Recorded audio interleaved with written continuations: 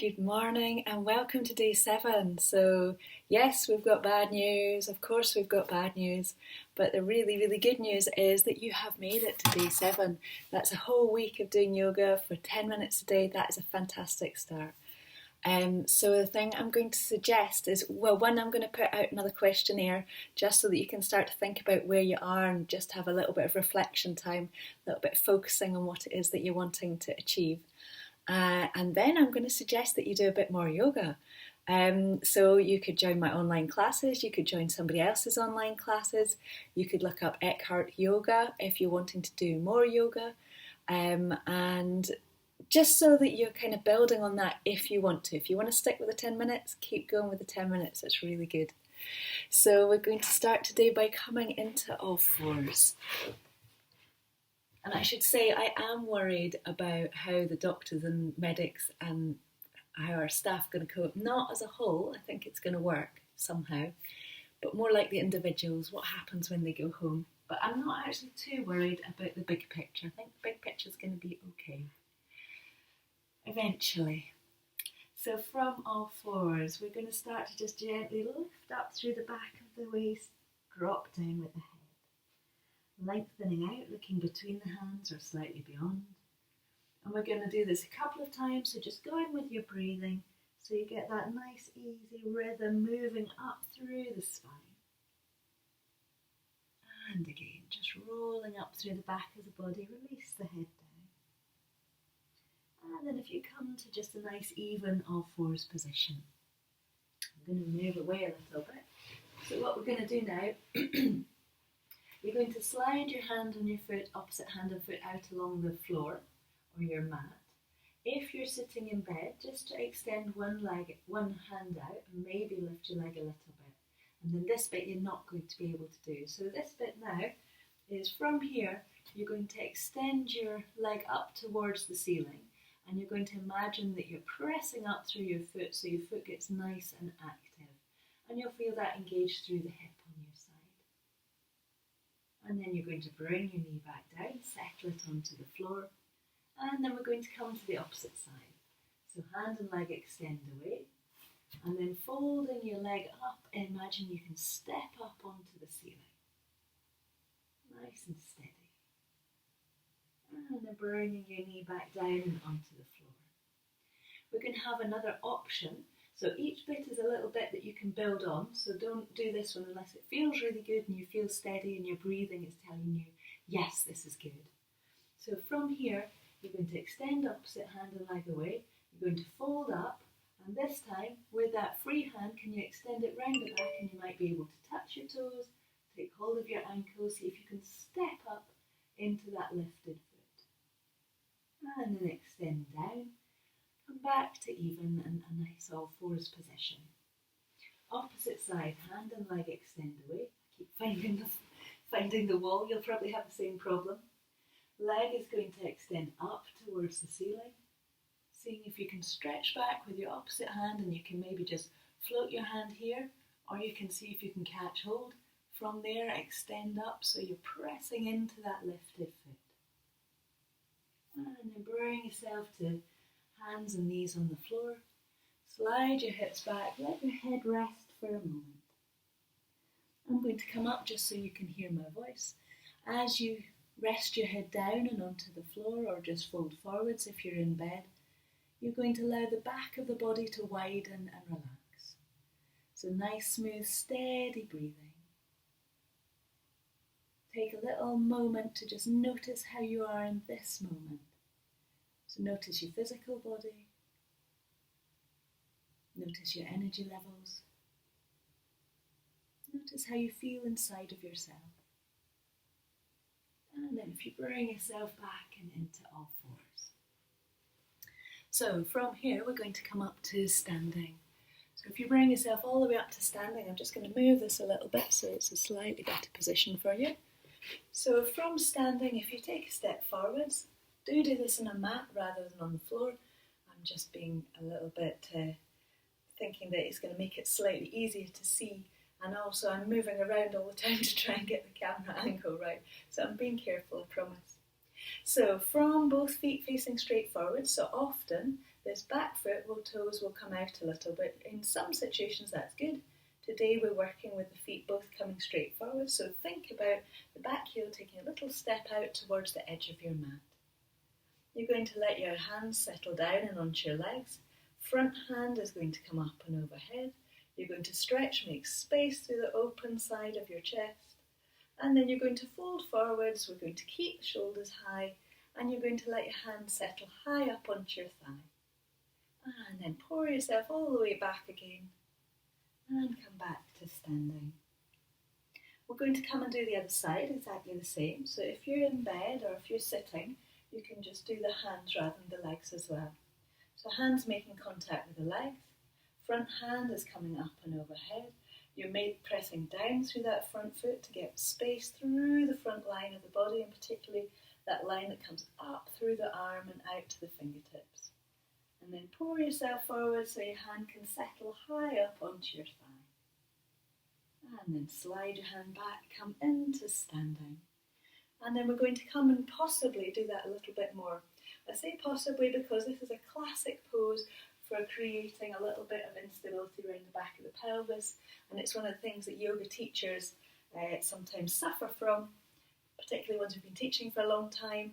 It's one of the kind of classic yoga teacher problems. So I'm not going to teach it in the traditional way that you might know or you might see on the pictures. That's why we're doing it high up.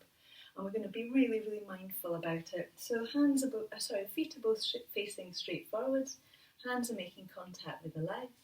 Front hand's going to come up and overhead. You're going to pour yourself down just the same, so high onto the thigh. Now from here, think that you're lifting your ribcage a little bit away from your hips, so just visually. And then maybe slide a little bit lower, but remembering that it's the legs that are really working here, and any sensation through the lower back right off, bring your shoulders higher up. So I can come lower than this, but I really don't want to, because I don't want you to when you're at home and I'm not there to be sure you're doing it okay.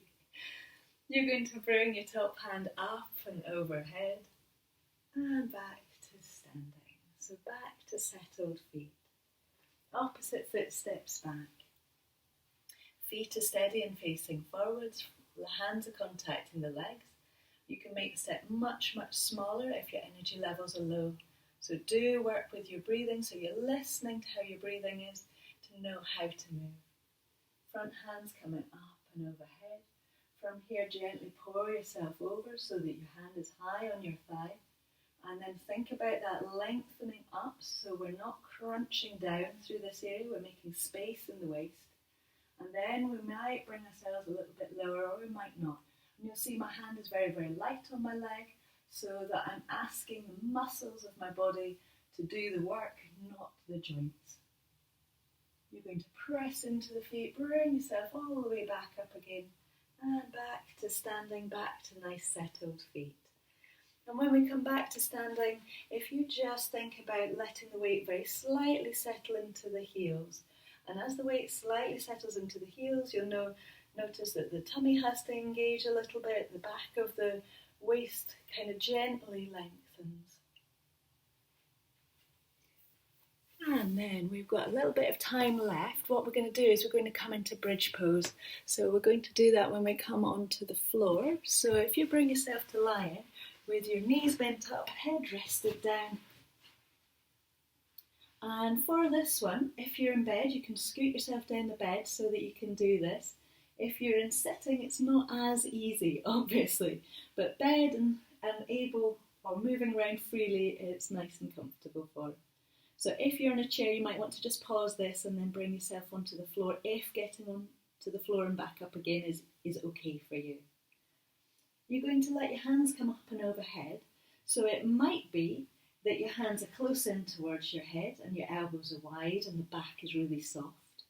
If you have got shoulder issues, this is definitely going to be your most comfortable version. If your shoulders have been quite happy, you're just going to let your hands come a little bit further away from your head. If this causes any discomfort, then you can take your hands in any other position that you would like. So soft in the back of the body. I'm just lifting my shoulders a little, settle them back down again. And then I'm going to press into my feet to lift up with my hips. And I'm just doing the tiniest little movement So my hips are just maybe 5 centimetres off the floor at the moment. So I'm just going to check this out. I'm going to notice, how do I feel when I'm here? What feels that it's working? What feels that it's opening? And then I'm going to settle my hips down and onto the ground. Take your knees over your chest for a moment, give them a little hug in. And then we're going to do the same thing. So feet come onto the floor, hands come up and overhead.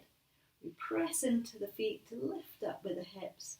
And we roll onto the shoulders so that you've got a little bit of a back arch if you want, but if you preferred the first version, you can have your hips much, much closer and towards the ground. So from the feeling of a little bit of stability in the feet, you're letting your chest and your heart lift. So we're almost rolling onto the epaulette area of the shoulders rather than onto the back, if you want to, if it feels good. And this is a lovely pose. It just very, very gently helps us by inverting us so that the heart is higher than the head. So we're leading with the heart. And then slowly uncurl, let your hips come down. Settle them onto the floor. Bring your knees over your chest for a moment. Give them a nice hug in. So tailbone will probably start to lift slightly off the floor here as you stretch out through the back. And then we're going to come up to sitting now to do a little bit of breathing. So I would always advise that you roll onto one side, bring yourself up with your hands and come to sitting. So particularly if you're pregnant, make sure that you're doing that, as you'll hear me kind of ranting on about in class. So we're going to do a tiny little bit of breathing just now because it's so, so helpful at a time when we've got a virus which is affecting breathing. Just noticing my hair's a little bit mad, but there we go. So what we're going to do is you're going to imagine, there's 2 ways to imagine this. It depends if you're childish or very mature. If you're very mature, you can imagine that there's a mirror in front of you and you're gently breathing out onto the mirror. As if you're going to mist the mirror up.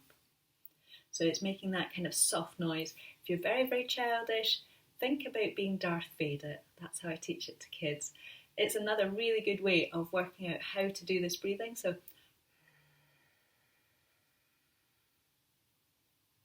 So even if you've done the grown-up misting up version, you're just gently going to close your lips now, make the same movement or the same sound, which is coming from this area of the throat. And you're just going to do it quietly. And what I did there was really quite noisy because I'm trying to help you to hear the sound. When you're doing this, it's a really quiet, gentle breath that we're doing. So a little bit like the sound of the ocean inside of a shell. So we're going to do a couple of breaths just like this.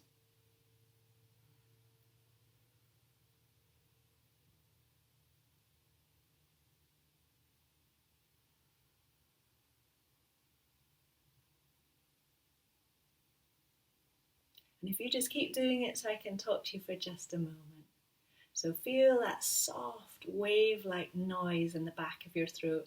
And you can imagine that you're breathing in through your nose and then out through this area of the throat, if that helps.